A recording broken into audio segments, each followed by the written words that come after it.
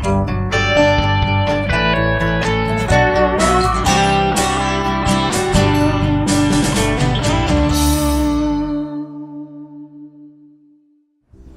our dear viewers, and welcome back to our show, Diet Myths. Now, today we're going to be talking about something that I've heard so many people talk about, and it's your metabolism. We've heard it left and right from doctors, from physicians, from dietitians and nutritionists. Boost your metabolism as you lose weight, or eat this food and it will help you boost your metabolism. So many of these claims about boosting your metabolism, and not many of us really know what this metabolism is about or whether it can really be boosted or not. So today I want to talk about your metabolism. Can you actually boost your metabolism, and will it affect you and how many calories you burn or how much weight you lose? What is metabolism? It's the process of transforming food, like nutrients, into fuel or energy. More specifically, metabolism is the harmonizer between two bodily functions that are opposites of each other. This example will help explain things much better.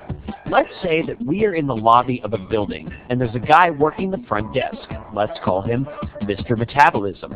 Along comes a worker with a package marked food. So he asks Mr. Metabolism, "Where should I send this package?" Now, Mr. Metabolism has two choices here. He could choose the door marked catabolism.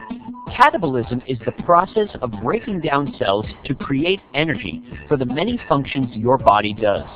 From blinking to thinking, moving a finger, and even transporting blood, everything you do requires energy, and catabolism provides you with the energy to do so. Now, the other door he could choose is marked anabolism. Anabolism is used to create more cells in your body. A great example of this is when you cut your finger.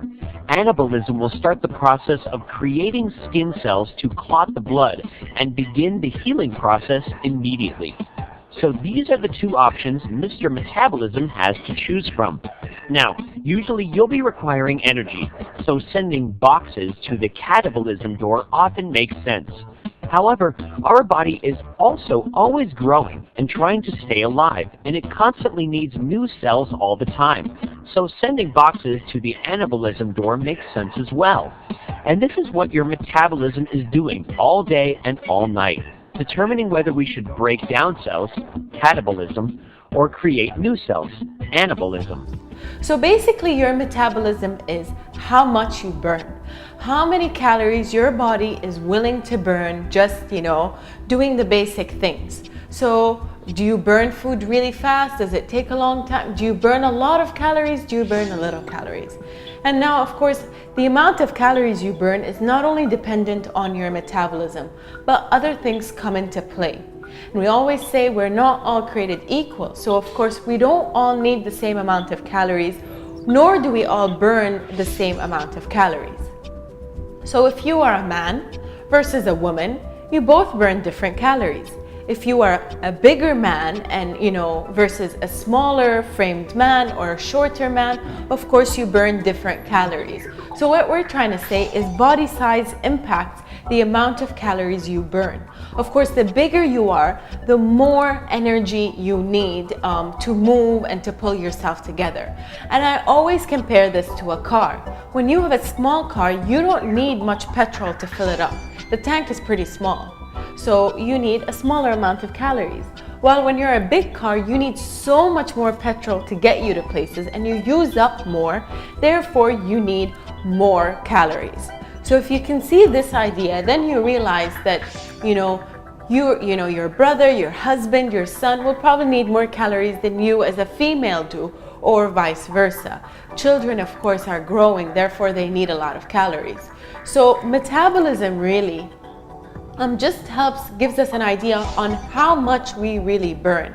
And it's not really that big of an indication that, you can consume that many more calories. I want you guys to stay tuned because we're gonna sit down and bust these diet myths about these calories.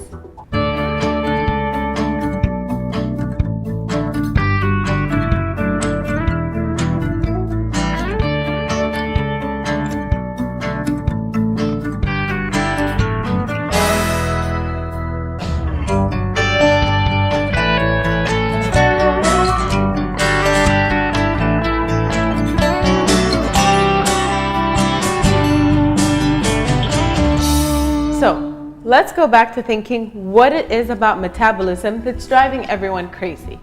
Now, you've heard so many people say your metabolism doesn't change, don't worry. Now, that's false. You can actually help boost your metabolism, but not boost it with foods, and that's boosting it the correct way.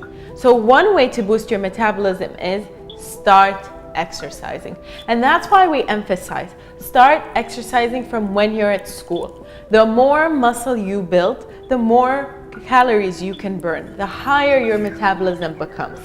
So saying that, for example, your metabolic rate doesn't change is not true.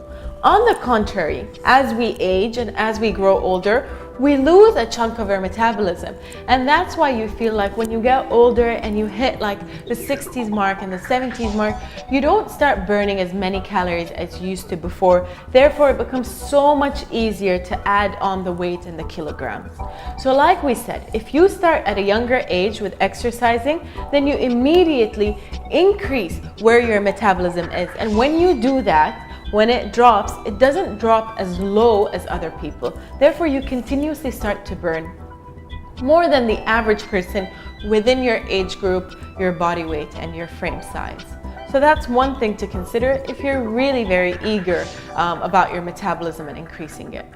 Now, another thing that I want to talk about is some people, claiming that green tea and like eating spicy food and chili foods will rev up your metabolism.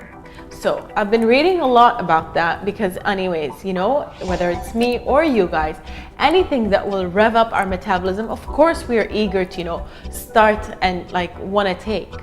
So green tea does not really increase your metabolism. At least it does not increase it for a significant amount of time. So basically what it does is it spikes the amount your metabolism is willing to burn only for a few moments, minutes or seconds, really not very identifiable. So it's not a lasting change.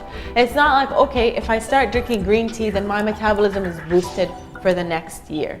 These are things I want you to consider when you're looking at these diet myths. Same with the spicy food.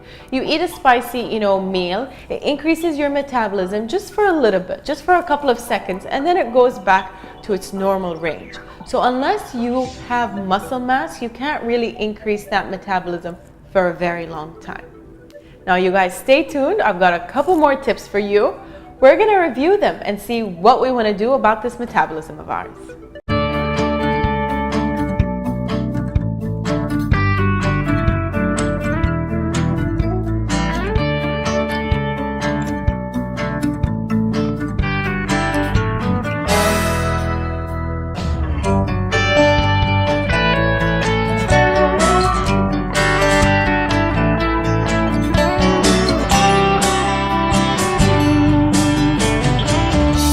Welcome back.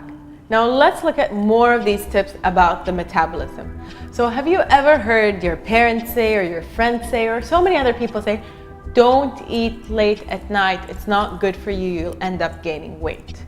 So eating late at night doesn't mean that your metabolism will slow down. Eating late at night just means you're adding in extra calories that you do not need to be taking. So what we like to say is do not eat and go to sleep right away, or don't eat late at night. Try to avoid these snacks, but that doesn't mean that we want you to skip your dinner. Have your dinner, just have it earlier. And if you feel like, oh my God, if I don't, I missed out on my dinner time, so let me have my dinner right now, or let me have my dinner later on, you should still have your dinner. Do not skip it, because what that means is you're gonna wake up early in the morning, you're gonna be really, really, really hungry, and you're gonna end up eating more than your average breakfast. So no, eating late at night does not mean that your metabolism is gonna slow down. Just because you ate late at night doesn't mean that the calories weigh more or become, more crucial in your weight loss plan. You can still lose weight if you eat late at night. It's just very important that you create a lifestyle for yourself. So you need to know when to eat these calories and to make sure you're eating when you're actually hungry. And now the last tip that I want to go over is I've heard so many people say this over and over and over again. You know what? I feel like my metabolism has slowed down. Therefore, let me go on a fast, or let me completely restrict the amount of calories I'm eating so that I can jumpstart my metabolism. I can shock my body. This isn't really the correct way of shocking your body, and we don't want you to shock your body in this way. We want a positive shock. So what we want you to do is eat healthy. Now that's a shock for your body, because I'm sure many of us don't really follow a healthy lifestyle all the time. And completely restricting calories means that you put your body on starvation mode. And your body is actually much smarter than you think it is. So what it will end up doing is start saving energy to only consume the amount of calories you've been offering it.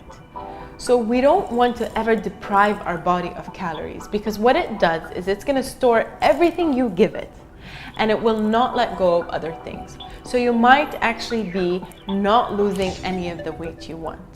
I want you to consider these different tips that we've talked about and metabolism, and always keep in mind that the true way to boost your metabolism and help your body at burning more calories is building muscle. So if you get the chance, hit the gym, find one that's close by, and start your workout. You don't have to do weight training, but build your muscle. And we'll see you guys next time.